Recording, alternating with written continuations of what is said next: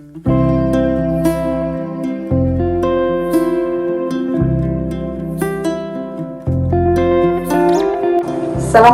warahmatullahi wabarakatuh.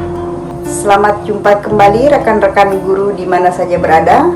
Izinkan pada pertemuan kali ini saya akan membagikan best practice saya tentang inovasi pembelajaran di masa pandemi.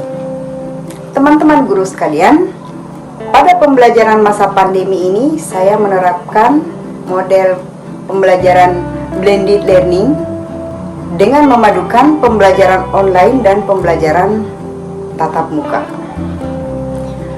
Pada pembelajaran online, saya tidak menggunakan kelas-kelas online seperti teman-teman guru yang lain, mengingat semua guru di sekolah saya hampir menggunakan kelas online dan terkadang ada kejenuhan siswa untuk belajar lewat kelas online.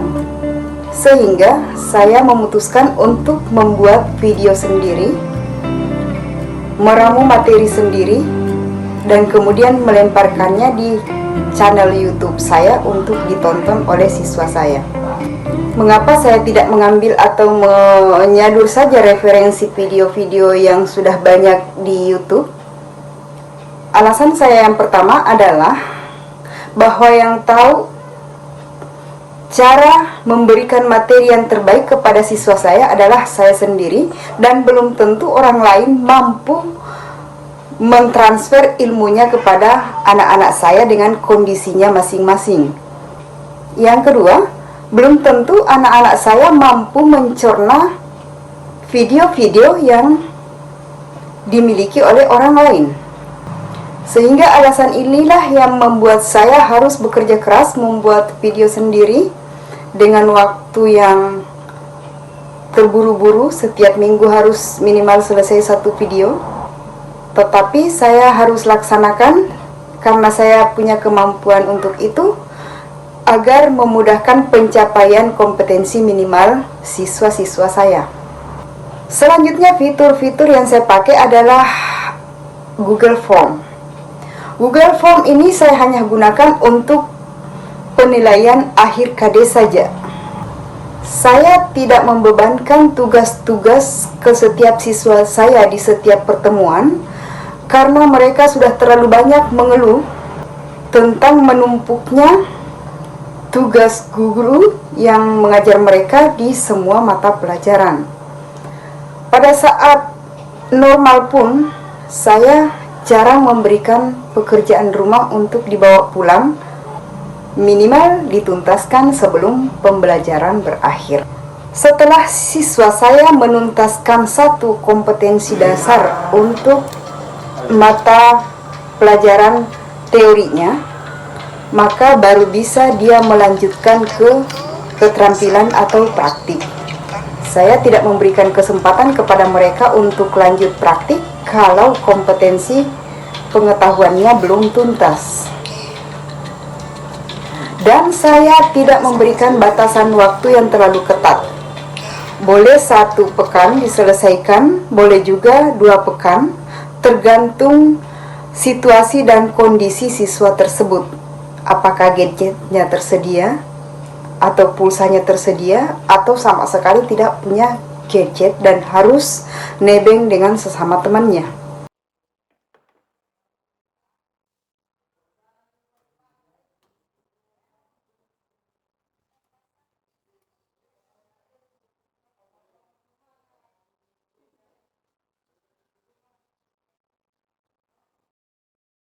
Kemudian pada saat pembelajaran tatap muka atau pembelajaran luring, saya pun harus membatasi minimal 5 siswa yang praktek dalam satu sesi.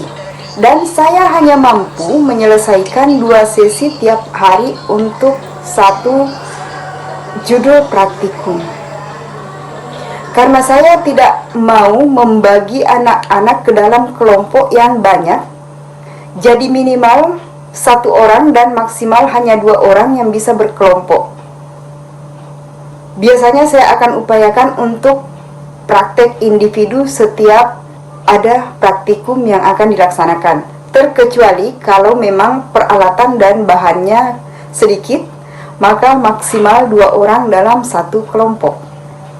Keunggulan yang bisa saya ambil pada saat pembelajaran pandemi ini adalah saya bisa terfokus membimbing individu untuk menyelesaikan praktikumnya dengan tidak terganggu oleh siswa-siswa yang lain.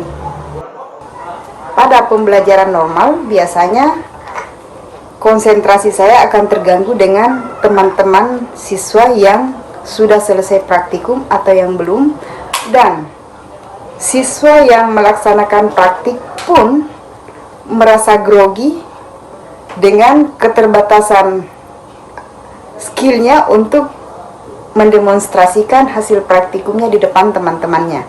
Nah, pada saat pandemi ini, karena yang hadir dalam satu sesi pada fokus dengan praktikumnya, maka tidak ada suara-suara yang mengganggu konsentrasi siswa maupun gurunya dalam proses bimbingan praktikum.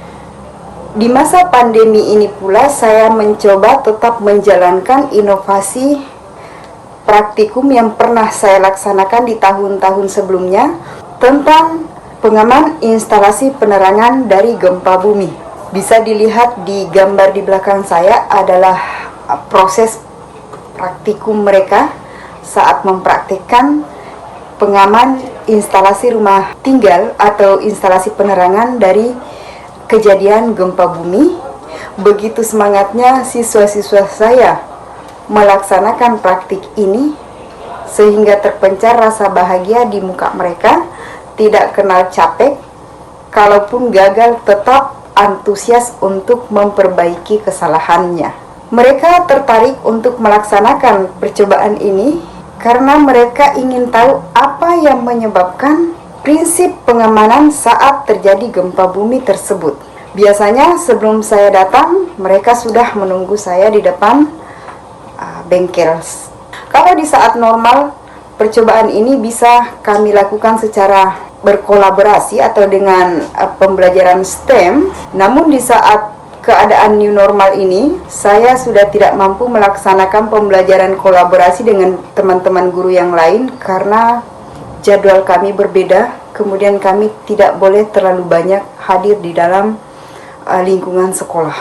Itu pun dengan protokol kesehatan yang ketat. Hasil pembelajaran yang dapat saya rangkum dari penerapan inovasi pembelajaran di saat pandemi adalah yang pertama, dengan penerapan pembelajaran inovasi ini, siswa tetap bersemangat karena di saat saya mengajar boleh dikata semua hadir, kecuali ada 2 orang yang memang sudah bermasalah dengan faktor eksternal sekolahnya. Tapi yang aktif itu tetap hadir 100%.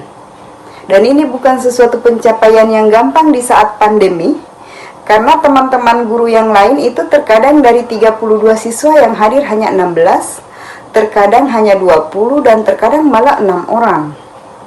Sementara saya mampu merekrut anak-anak saya untuk hadir full, tetapi tetap 100% selesai. Saya bisa simpulkan tentang faktor yang mempengaruhi motivasi belajar siswa yang masih tinggi di saat pandemi adalah yang pertama, karena saya tidak membebankan begitu banyak tugas kepada mereka untuk dikerja di rumahnya.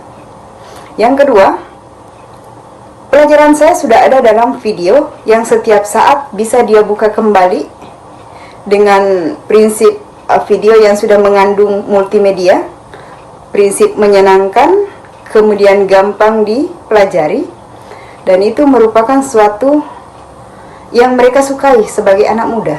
Dan yang ketiga, mereka tetap terlayani praktikumnya walaupun pandemi masih berlangsung. Namun demikian, tentu dalam pembelajaran pandemi ini ada kekurangan-kekurangan yang sama saya alami dengan guru-guru yang lain, yang tentu saja ketuntasan belajarnya tidak sesuai lagi dengan yang ada pada kurikulum. Yang di kurikulum mungkin menggarisbawahi sekian puluh kompetensi dasar yang harus dicapai, dan di masa pandemi ini tinggal paling tinggi 1/2 yang bisa dicapai. Bagi saya pribadi, kekurangan-kekurangan pembelajaran di masa pandemi ini tidak akan mengurangi semangat belajar dari siswa-siswa sepanjang gurunya mampu untuk mengelola kelas dan menerapkan pembelajaran yang sesuai dengan kemauan siswa dan perkembangan zaman. Oke teman-teman guru sekalian di mana saja berada, demikianlah tadi hasil sharing saya tentang inovasi yang saya lakukan pada saat pembelajaran masa pandemi. Mudah-mudahan bisa bermanfaat. Tetap sehat dan tetap semangat. Assalamualaikum warahmatullahi wabarakatuh. Raih prestasi, ukir masa depan, menerjang zaman menyongsong pembangunan. Siap sedia dan selalu bangga dari SMK untuk Indonesia.